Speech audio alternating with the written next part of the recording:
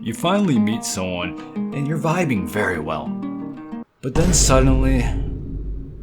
So, I'm gonna tell you guys a pretty sad and vulnerable story about myself here. When I was much younger in my teenage years, I had my first girlfriend.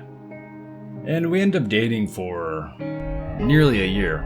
And suddenly, one day it was just ghost.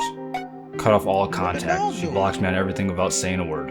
And for the longest time, I tried figuring out what I did wrong and what I can improve myself on, where I messed up. And so, for years and years to come after that, I was in a very bad mental headspace after that. It really messed me up just to know that someone that's so close to you can be so quickly gone out of your life. During this time, it was so bad that I got thrown on anti-anxiety and anti-depression medication. I got thrown on Zola. Realistically, that wasn't the solution because I wasn't actually depressed. I was just broken from it. And so I took that for a little while. I stopped taking this. I realized it wasn't helping me.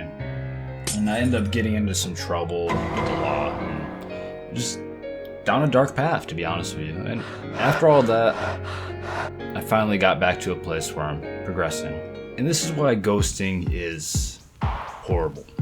Because it really removes any chance of closure. And without closure, you're kind of left stranded.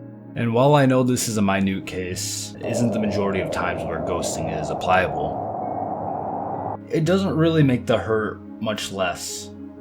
It does hurt less, but it's still the same pain and lack of closure. And you start building up these lacks of closures because nowadays in the dating world, ghosting and stuff like this is just so common.